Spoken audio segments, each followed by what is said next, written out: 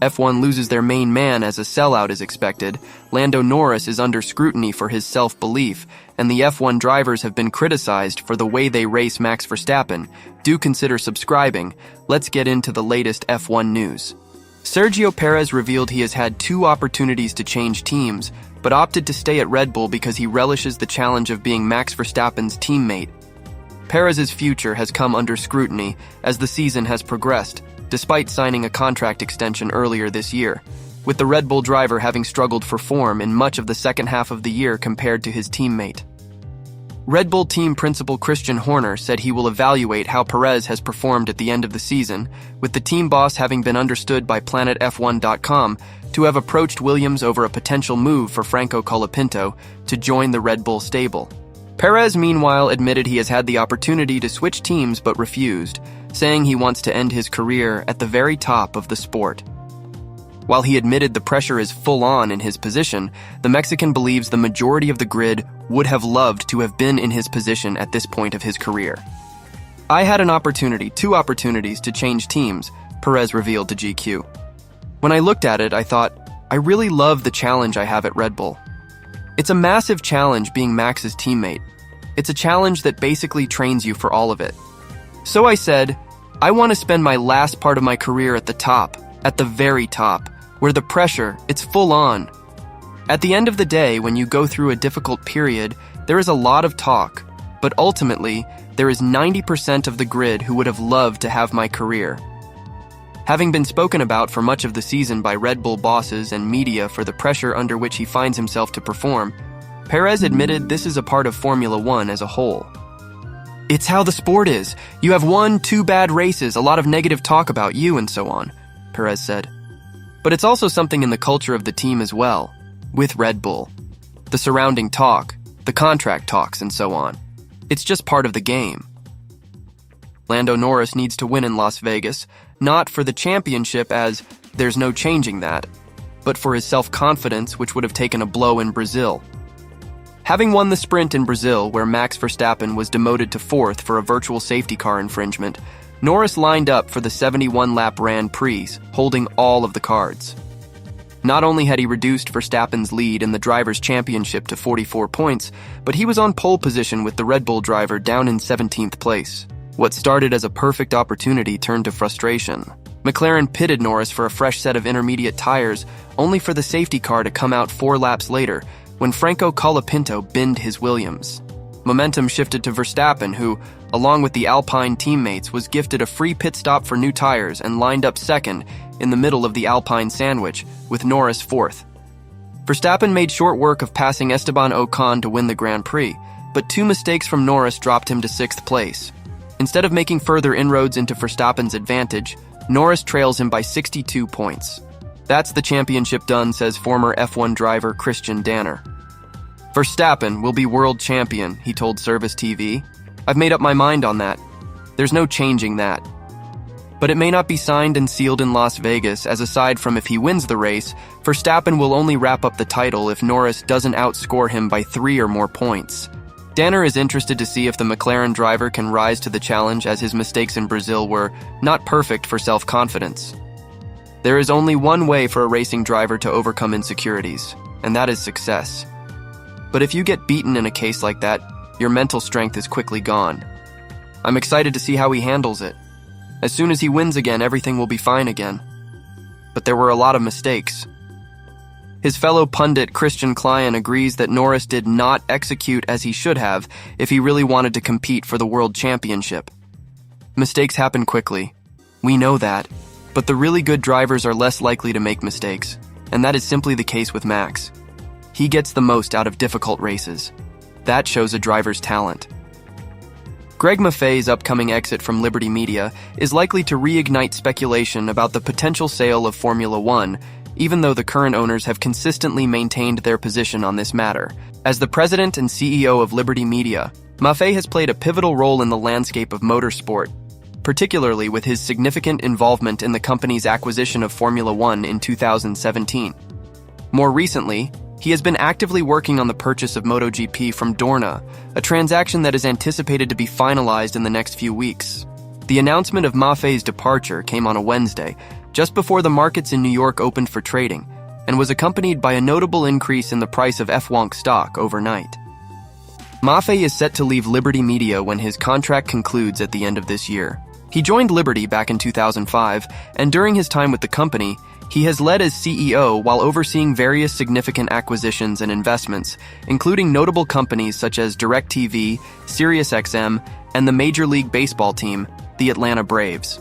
In recent times, Maffei's responsibilities within the company have decreased, and it has been suggested that he is eager to pursue new opportunities. Under Maffei's leadership, Formula One has experienced significant growth in both its following and its revenue streams, to the point where there were reports last year indicating that the Saudi Arabian Public Investment Fund was interested in a takeover. However, Maffei dismissed these claims, and sources from Autosport suggest that his forthcoming departure is unrelated to any changes in the ownership status of F1, with Liberty firmly asserting that the racing series is not on the market. Additionally, Maffei's exit is not believed to be influenced by the ongoing investigation by the U.S. Department of Justice regarding Liberty's decision to reject Andretti's bid to enter Formula One. Maffei had confirmed during a quarterly earnings call in August that the company was indeed under investigation by the Antitrust Division of the Justice Department due to the legality of denying Michael Andretti's team entry into the league. It's noteworthy that Maffei will continue to play a role within the company as he transitions into a senior advisor position, which indicates that there are no hard feelings surrounding his departure. Meanwhile, Liberty's chairman John Malone will take on an interim role during this transition period. Coinciding with Maffei's exit was news about Liberty Media's plans to separate the Liberty Live Group from its subsidiaries, signifying further changes on the horizon. Maffei reflected on his nearly 20 years with Liberty Media by stating that his experience has been exceptionally rewarding, stimulating, and filled with excitement. He noted that following the recent announcements regarding Liberty Media and Liberty Broadband, all the acquisitions made during his tenure are now organized in ways that allow shareholders to gain a more direct stake in their potential growth. As Malone moves forward in his interim role, he will likely lean on the expertise of F1 CEO Stefano Domenicali. Maffei's departure is expected to enhance Domenicali's position within the company, given his extensive experience and understanding of the Formula One landscape. Max Verstappen had an amazing race in Brazil as he stormed from 17th to 1st, but what also amazed Juan Pablo Montoya was how no one challenged him. Even Esteban Ocon did not try despite the victory being on the line.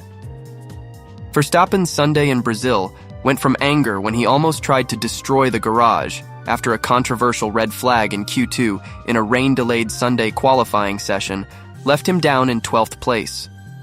His frustration was exacerbated by a grid penalty for taking a 6th ice for the season, the Dutchman forced to line up 17th on the grid. But that didn't stop him, the Red Bull driver, from clinching his first Grand Prix win in 11 races. Working his way through the field with ease, he was up in 2nd place when the race was red flagged after Franco Colapinto crashed behind the safety car. It was great timing for Verstappen, as he was able to bolt on a new set of intermediate tires without having to do a pit stop, as too could the Alpine drivers. The field lined up for the restart with Ocon leading the way ahead of Verstappen and Pierre Gasly. But it wasn't long before it was Verstappen, Ocon, and Gasly as the reigning world champion took the lead off Ocon without a fight from the Frenchman. Verstappen went on to win the race with a winning margin of almost 20 seconds. Without taking anything away from Verstappen's incredible race, Montoya wasn't impressed that the Dutchman rivals just moved out of his way. It reminded Montoya of the Michael Schumacher, who he too was such a dominant presence on the track that rivals just yielded to him. "It's a bit like with Michael when he was coming from behind," the former F1 driver said to W Radio Colombia. "When that happened, people got out of the way. Look, Max had a super race, but nobody ever challenges him. Nobody fights him. Ocon for the lead of the race got behind and that was it.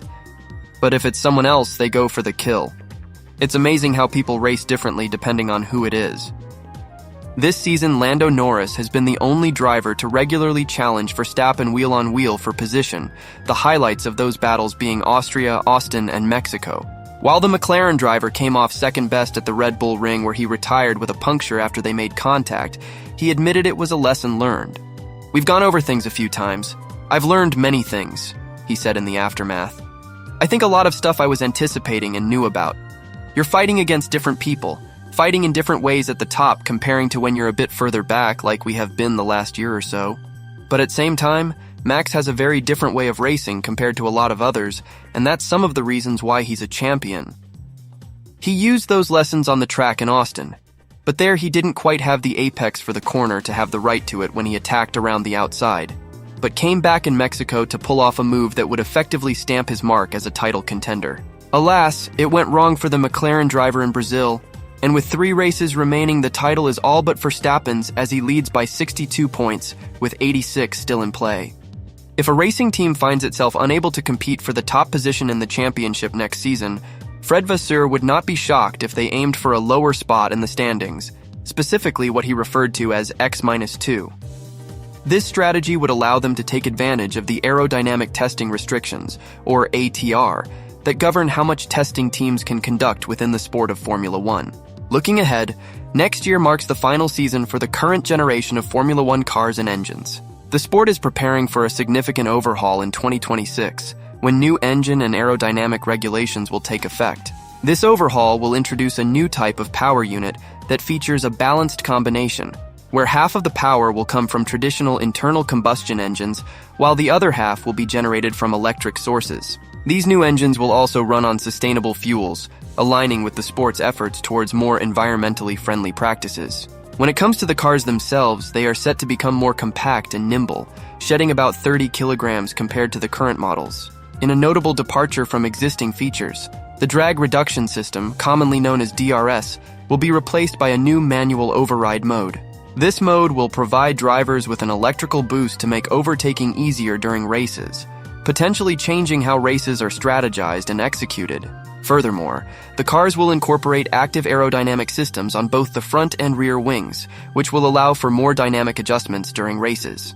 These extensive changes present an opportunity for a dramatic shift in the competitive hierarchy of Formula One. It's possible that teams which currently hold the top positions may falter under the new regulations, while those at the back could find unexpected success. Given this scenario, the amount of time teams can spend in wind tunnels, as determined by Formula One's rules on aerodynamic testing restrictions, will play a critical role in shaping the outcomes of the races next season.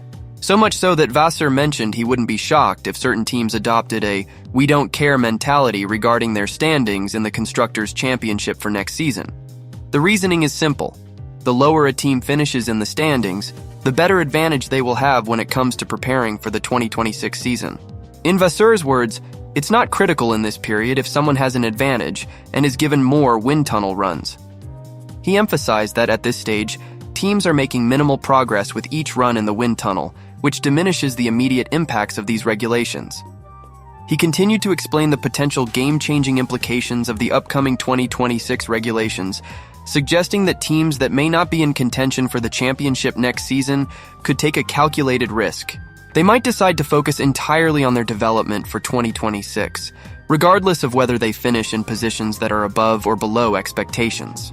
As Vasseur pointed out, if you are fighting for something, you will have the temptation to do more for 25+, meaning teams at the top may be distracted, dividing their efforts between the next season and the critical 2026 project. Meanwhile, those lower in the standings might prioritize their focus entirely on the long-term development. The ATR scale in Formula One outlines the number of wind tunnel and computational fluid dynamics, or CFD, hours each team is permitted to use, and this scale is reset twice a year based on each team's performance in the Constructors' Championship. The first reset occurs from January 1st to June 30, and is based on the finishing positions from the previous year. The second reset comes from July 1st to December 31, and is determined by the standings as of June 30th of that year. Currently, as the situation stands, McLaren is set to enter the 2025 season with the fewest allowed ATR hours, using only 70% of their full allocation. On the other hand, Sauber is expected to have the most testing time available, at 115% of their allocated hours. This situation highlights the strategic implications of the ATR regulations as teams prepare for the future landscape of Formula One racing. Romain Grosjean, who transitioned from being an engineer to becoming a team principal in one of the notable success stories of 2024, shared his thoughts on Ayao Komatsu's ability to navigate the tricky and often complex landscape of political games and media, which was the only aspect that remained uncertain for him regarding Komatsu's leadership at Haas. Ayao Komatsu took over as the team boss of Haas at the start of this year. He succeeded Günther Steiner, who was unexpectedly dismissed from his position over a phone call by the team owner Gene Haas. At the time of Komatsu's appointment, Haas emphasized the need to enhance their performance on the racetrack. Haas stated that bringing Ayao Komatsu on board as team principal meant that they were putting engineering at the very center of their management strategy, which was a clear indicator of the direction they wished to take as an organization. However, as Komatsu moved into this significant role, many people began to wonder if he was indeed the right choice for the position. There were doubts about whether he could effectively handle the pressures and responsibilities that come with such a high-profile job. In response to these uncertainties, Komatsu quietly got to work. He was able to lead the Haas team to score points in 3 of the first 5 races of the season, which included an impressive double points finish in Australia. This was a remarkable achievement considering it had been almost 2 years since the team last managed to accomplish something similar. The American-based team continued to impress and ultimately secured points in 6 additional races throughout the season, including 2 more double-point finishes. As a result, Haas completed the first part of the season with a total of 46 points. This achievement marked their 3rd highest total in their 9 years competing in Formula One. And there are still 3 additional races left in the season where they have the chance to surpass their total from 2017, which stood at 47 points. Currently, Haas sits in 7th place in the Constructors' Championship. Following Alpine's successful double podium finish in Brazil, Haas is only 3 points behind the Works team and still has a viable opportunity to reclaim 6th place before the season concludes. This first season of Komatsu's leadership has turned out to be one of the key success stories and unexpected highlights of 2024. Former Haas driver Romain Grosjean, who has had a long-term association with Komatsu during their time together at the team, expressed a sense of pride in what Komatsu has achieved. Grosjean remarked that seeing the improvements at Haas under Komatsu's direction almost made him want to race for the team once again. Grosjean reflected on his feelings about Komatsu's appointment, stating, "I'm so proud of Ayao and what he's been doing with Haas. He's really brought the team back to a much better level by making the most of the resources available and working as diligently as he does," Grosjean conveyed to F1.com. He added that he was fortunate enough to receive a text from Komatsu before the official announcement was made.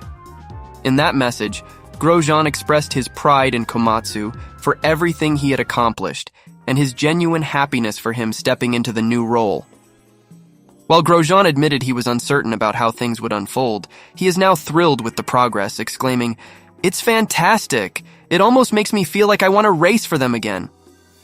Under the guidance of Komatsu, Haas has also established a significant technical partnership with Toyota Gazoo Racing. This collaboration will provide Haas with access to Toyota's state-of-the-art simulator technology. Additionally, this alliance opens the door for substantial testing involving their previous car program, known as TPC.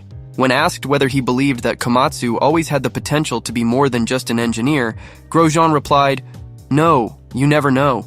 Becoming a team boss involves a different set of skills and a whole different approach. There's also the challenging element of navigating political games and media scrutiny."